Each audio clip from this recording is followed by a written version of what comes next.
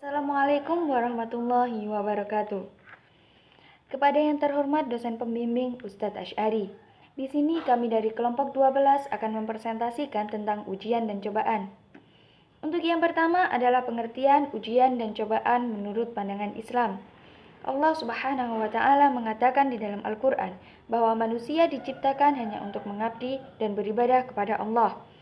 Artinya, jika ada manusia yang tidak mau beribadah dan mengabdi kepada Allah, maka dia tidak pantas untuk hidup. Tidak pantas untuk hidup artinya bukan berarti manusia tidak memiliki hak atas kehidupannya. Memang kehidupan itu adalah milik Allah. Tapi lihatlah bahwa orang kafir sekalipun Allah tetap memberikan kehidupan dan rezeki. Tergantung bagaimana kita meyakini Islam dan percaya terhadap segala ujian dan cobaan yang Allah berikan, rezeki, dan semuanya takdir yang Allah tentukan, tergantung dan kembali kepada diri sendiri. Pernah mendengar bahwa Allah adil dalam setiap kehidupan makhluknya? Sekalipun dia seorang pembangkang, semuanya adil dalam perang membela agama, seperti itulah kenyataannya. Perbedaannya hanya terletak pada ujian dan cobaan yang Allah berikan kepada setiap makhluknya. Semakin tinggi iman seseorang, maka cobaannya pun akan semakin luar biasa hebatnya. Maka dari itu berhentilah menganggap remeh masalah seseorang. Kenapa? Karena setiap orang memiliki porsi kekuatannya masing-masing. Allah tidak akan memberikan cobaan kepada makhluknya di luar batas kemampuannya. Ada seseorang yang bunuh diri karena gagal dalam cintanya. Ada juga orang tua yang membawa serta anaknya untuk bunuh diri karena merasa tidak mampu menghidupinya. Ada pula yang masih bertahan walau hanya makan sampah sekalipun, makan sisa orang sekalipun. Kenapa ada demikian? Karena setiap porsi kekuatan seseorang berbeda. Dan apakah berarti dia di luar batas kemampuannya sampai dia bunuh diri? Tentu saja tidak. Seseorang yang bunuh diri karena dia tidak yakin dia mampu melewati semuanya. Setiap orang memiliki kekuatannya masing-masing. Jangan mudah berkata, alah gitu aja gak kuat. Jangan merasa kau hebat karena kau telah melalui finish orang lain. Belum tentu kau mampu melewati finishmu sendiri. Ketika kau mampu menahan tangis dan menyembunyikan sesuatu yang menyakitkan dalam hatimu, menyembunyikan serta kesedihanmu karena kau harus merasakan cuti kuliah karena kendala biaya, jangan merasa kau hebat karena kau telah melalui masa itu. Namun bersyukurlah karena kau telah melalui masa itu. Ada juga mahasiswa yang berjuang melawan stres karena tidak mendapat dukungan dari orang tuanya. Masalah-masalah internal ketika dia ingin sekolah tapi malah dijodohkan. Semua itu masalah-masalah internal seseorang yang mungkin tidak kita mengerti karena kita tidak ada di posisinya. Itu bisa membuatnya stres karena porsi setiap orang berbeda. Hidup ini hanya tentang bertahan membawa keyakinan kita sampai saatnya Tuhan memanggil kita untuk pulang. Lakukan sesuatu yang tidak akan kau sesali seumur hidupmu. Islam mengajarkan kita banyak hal dalam menyikapi berbagai ujian dan cobaan yang Allah berikan kepada kita. Tuhan sedang mencoba seberapa besar imanmu saat kau ditimpa cobaan dan ujian atau sesuatu yang tidak menyenangkan serta tidak kau harapkan. Jika kau gagal mempertahankan keyakinanmu, maka kau tidak lulus dalam ujian Tuhan. Tapi sekali lagi Tuhan tidak akan mencoba hambanya di luar batas kemampuannya. Lalu apakah artinya kita gagal karena kita tidak lulus? Tidak, kau tidak akan gagal. Tidak ada yang namanya gagal. Kau hanya kurang memantangkan imanmu. Perhatikan dan cobalah. Saat kau ditimpa musibah yang begitu sulit bagimu, saat kau bahkan tak mampu mengeluarkan air mata untuk menangis, coba katakan, tarik nafasmu dan katakan, Tuhan, apa ini? Tutup matamu dan rasakan hangatnya pelukan Tuhan. Semuanya akan baik-baik saja. Kau percaya bahwa segalanya adalah tentang Tuhan. Akan kembali padanya dan kembali katakan, ini akan berlalu. Tuhan bersamamu. Kau milik Tuhan, ujianmu pun milik Tuhan. Walaupun ujianmu fitnah sekalipun, ketika ucapanmu tak didengar oleh seorang sekalipun, Allah tahu segalanya. Allah percaya, Allah tahu bahwa kau tidak melakukannya. Allah tahu tentang kebenarannya. Jadi, saat Allah percaya padamu, kenapa kau harus meminta percayaan semua orang? Percaya pada dirimu sendiri bahwa kau mampu melewatinya, agar semuanya baik-baik saja. Bismillahirrahmanirrahim. Assalamualaikum warahmatullahi wabarakatuh. Perkenalkan, nama saya Fia Karimatul Azaliyah. Saya akan menyebutkan beberapa dalil dari Al-Quran dan hadis tentang ujian dan cobaan. Yang pertama, disebutkan dalam Quran surat Al-Baqarah ayat 155. Bismillahirrahmanirrahim.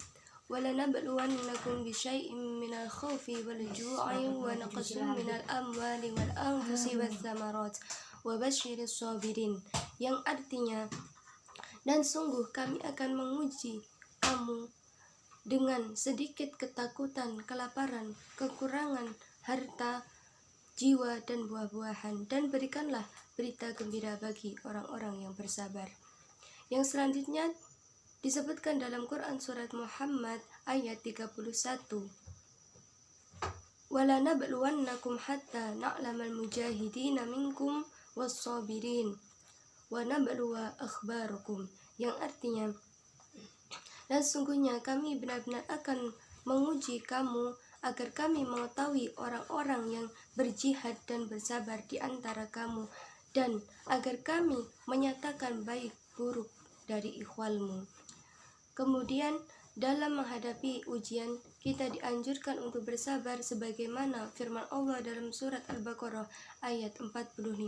Wasta'inu bis-sabri was-salah wa innaha lakabiratun illa 'alal khashi'in, yang artinya, jadikanlah sabar dan salat sebagai penolongmu, dan sesungguhnya yang demikian itu sungguh berat kecuali bagi orang-orang yang khusyuk. Sebagai teladan adalah kisah Nabi Ayub alaihissalam yang disebutkan dalam Quran surat Al-Anbiya ayat 83. Keteguhan dan kesabaran Nabi Ayub dalam ditimpa musibah berupa penyakit, yaitu wa ayyuba idnada rabbahu anni masaniya durru wa anta arhamur rahimin, yang artinya, dan ingatlah kisah Ayub ketika dia berdoa kepada Tuhannya, ya Tuhanku, sungguhnya aku telah ditimpa penyakit, padahal Engkau adalah yang maha penyayang dari semua yang penyayang. Kemudian, seorang muslim harus yakin bahwa Allah tidak akan membebani seorang hamba melainkan sesuai dengan kesanggupannya. Hal ini ditegaskan dalam Quran surat Baqarah ayat 286. La yukallifullahu nafsan illa wus'aha laha makasabat wa 'alaiha maktasabat, yang artinya, Allah tidak membebani seorang melainkan sesuai dengan kesanggupannya. Ia mendapatkan pahala dari kebaikan yang ia usahakan dan mendapatkan siksa dari kejahatan yang ia kerjakan. Rasulullah Shallallahu Alaihi Wasallam bersabda dari Abu Yahya Shu'aib bin Sinan radhiyallahu an, ajaban li amril mu'minina inna amrahu kulluhu khair, laisa dzalika li ahadin illa limu'minin in asabathu syarra'u syakara fakana khairul lah, wa in asabathu dharra'u sabara fakana khairul lah. Sungguh menakjubkan urusan seorang mukmin, sungguhnya semua urusannya adalah baik,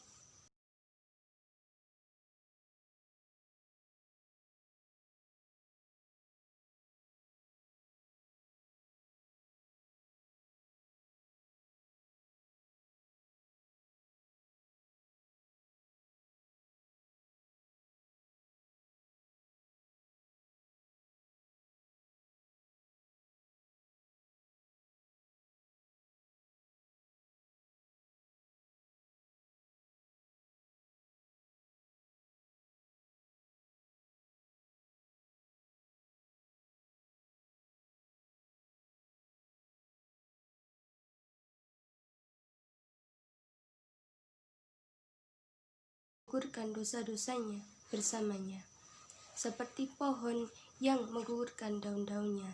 Hadis riwayat Bukhari.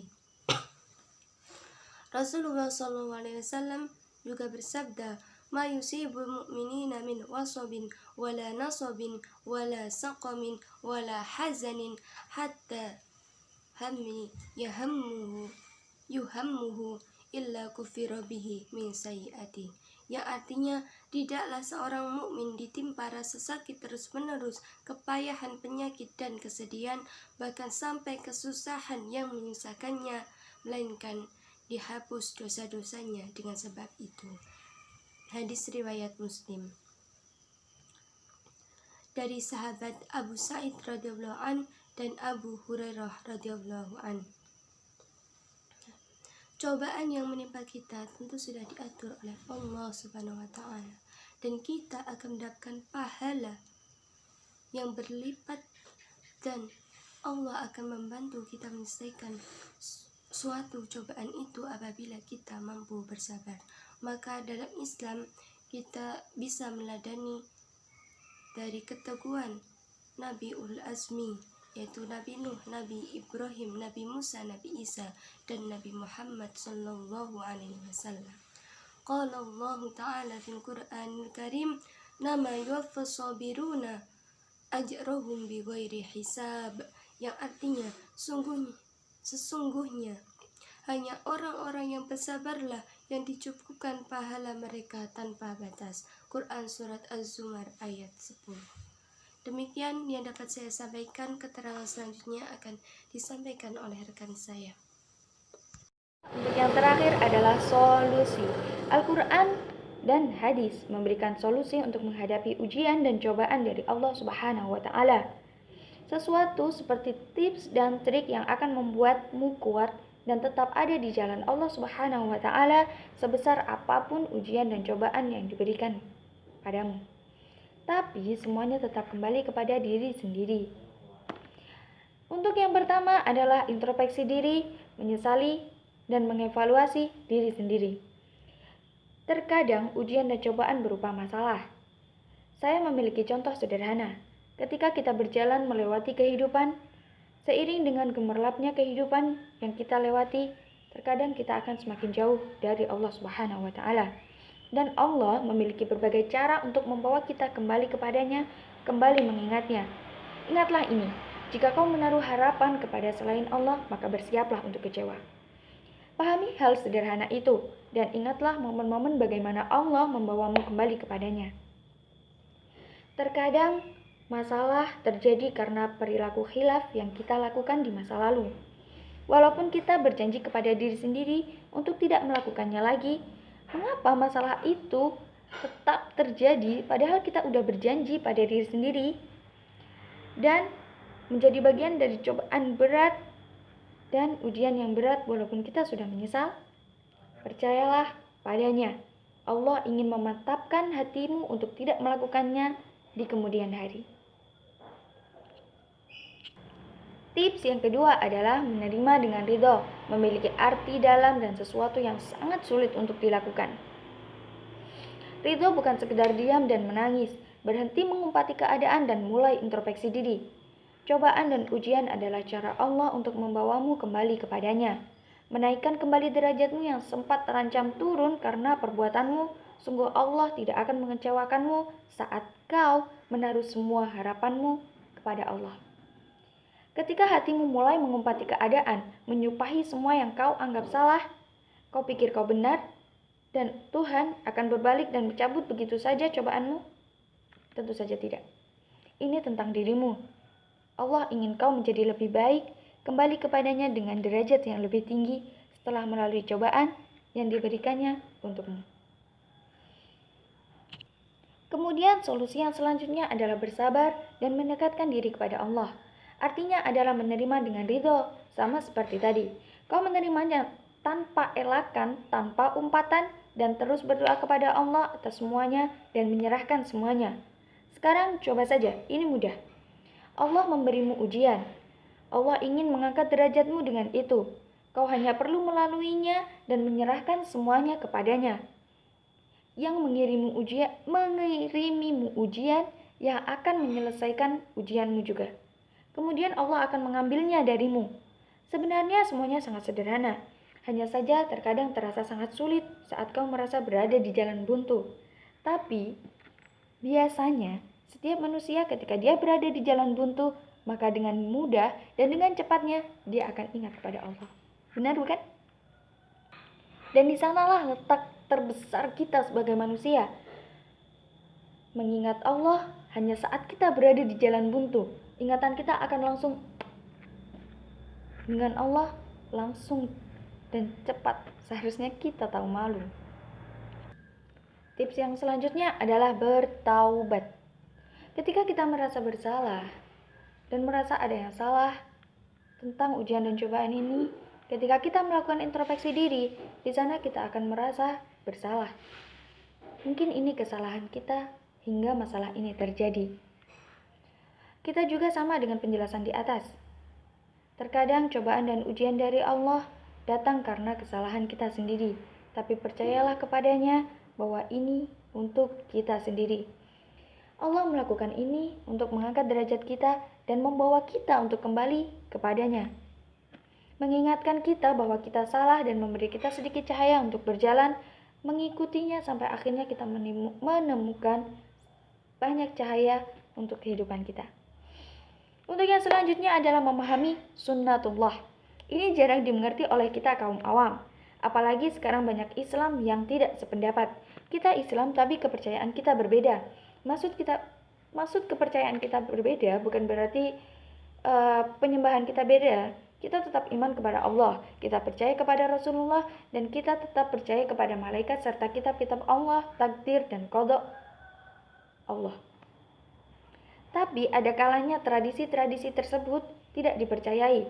Seperti ya kalian tahu sendiri. Ada kalanya kita menganggap itu baik, namun dalam sekumpulan orang itu tidak baik. Memiliki serta memahami sunnatullah penting bagi kita. Menoleransi keyakinan seseorang atau tradisi seseorang dalam menjalankan keyakinannya itu penting. Terkadang karena tidak mengerti sunnatullah, kita melakukan sesuatu yang tidak seharusnya. Seperti ketika kita merasa Islam tersebut melakukan sesuatu yang tidak seharusnya bagi kita, dan Islam di sini juga melakukan sesuatu yang tidak seharusnya bagi kita. Mengapa kita tidak mencoba? Biarkan dia melakukan sesuatu yang dia anggap benar dan biarkan dia melakukan sesuatu yang dia anggap benar. Kita hanya perlu menoleransi. Jangan sampai perbedaan itu membuat kita mencemooh dan menciptakan sebuah pertengkaran serta permusuhan pada umat sesama Islam.